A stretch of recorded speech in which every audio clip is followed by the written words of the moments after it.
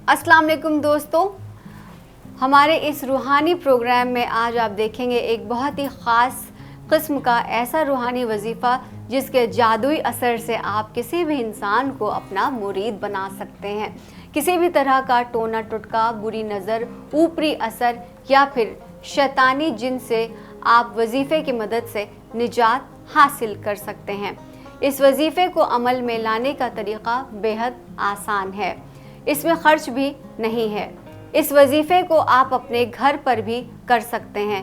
आज के दौर में ज़्यादातर लोग किसी न किसी वजह से परेशान रहते, किसी की शादी नहीं होती या अगर किसी की शादी होती है तो निभ नहीं पाती है और तरह की परेशानियां भी आती, जैसे कि कारोबार में मसला, किसी का कारोबार नहीं चल पाता और अगर चलता भी है तो उसको उस तरह का मुनाफा नहीं होता, वो नुकसान झेल रहा होता है।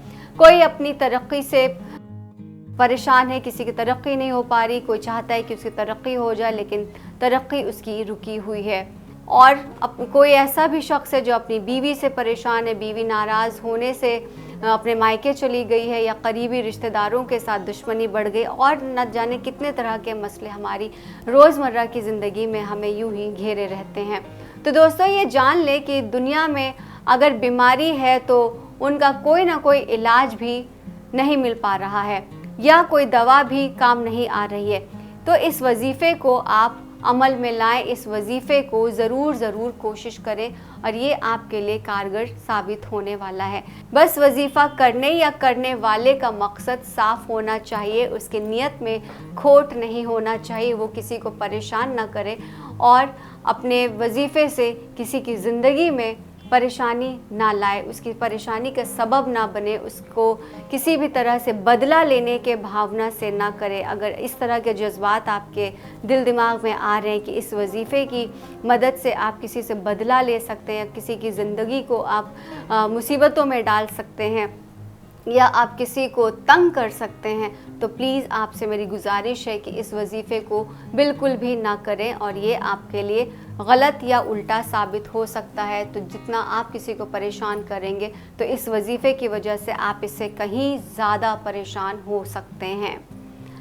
बस वजीफ़ा करने या करने वाले का मकसद साफ़ होना चाहिए, जैसा कि मैंने आपसे पहले भी कहा, और फिर आप इसका असर देखिए। तो दोस्तों, जो वजीफ़ा मैं आपको बताने वाली हूँ, आपको ये वजीफ़ा करने के लिए 2 लौंग की ज़रूरत होगी। देखिए मेरे हाथ में 2 लौंग है और इस बात का ख़याल रहे कि लौंग जो है टूटे हुए नहीं होना चाहिए, बिल्कुल साबुत लौंग होना चाहिए। और एक छोटा सा सफ़ेद रंग का आपको कागज़ चाहिए जिस पर कुछ ना लिखा हो, वो बिल्कुल साफ़ सुथरा हो।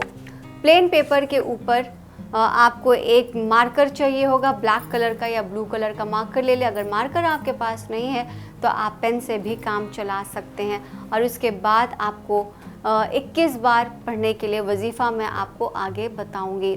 आप सबसे पहले प्लेन पेपर लें और उसमें एक बॉक्स बनाएं, जैसा मैंने आपके लिए बनाकर पहले से रखा हुआ है। इसमें आप 4 खाने बनाएंगे, 4 बॉक्स बनाएंगे। इसके अंदर आप लाइन खींचेंगे और इस 4 खाने के ऊपर 786 लिखेंगे।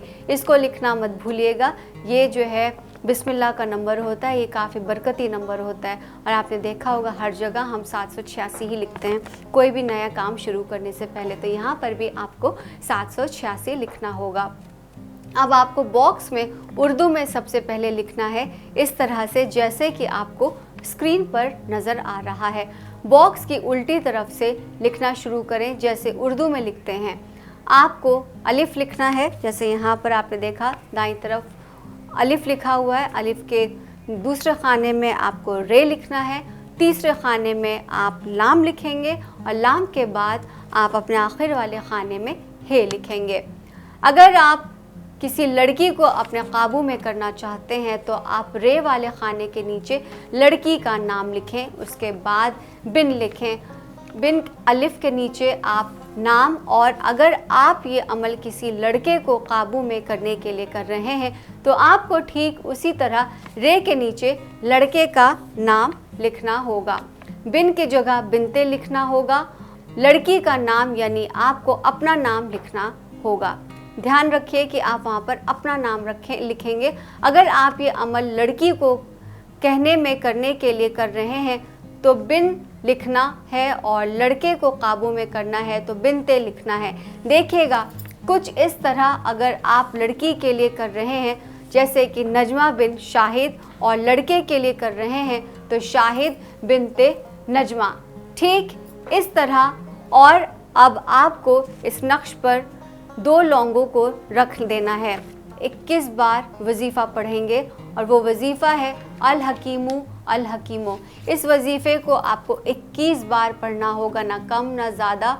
दोनों लौंगों पर 3 बार फिर से दम करना है। उसके बाद कागज़ पर लौंग रखकर उसे 5 बार मोड़ना होगा। 5 बार मोड़ने के बाद जब वो पुड़िया उसकी बन जाए और लौंग वाली उस पुड़िया को बहते हुए पानी में आपको बहा देना है। बस इस बात का आप ध्यान रखें कि अमल करते हुए कोई आपको देखे ना आपको कोई टोके। तो उम्मीद करती हूँ आपको समझ में आ गई होंगी मेरी बातें। इस वजीफ़े से आपको कोई भी जानकारी इससे जुड़ी हुई चाहिए तो जो नंबर डिस्प्ले हो रहा है स्क्रीन पर, आप उस नंबर पर कॉल कर सकते हैं। हमारे मौलाना साहब से आप संपर्क कर सकते हैं, उनसे रब्ता कर सकते हैं और वो आपकी मदद करेंगे, आपको सही रास्ता दिखाएंगे ताकि आप इस अमल को सही तरीक़े से कर सकें और इसका रिज़ल्ट आपको मन मुताबिक मिल सके और आप अपनी ज़िंदगी में खुश रहें, आबाद रहें। तो फ़िलहाल मुझे दीजिए इजाज़त, एक नए वीडियो के साथ फिर से हाज़िर होंगे। अल्लाह हाफ़िज़।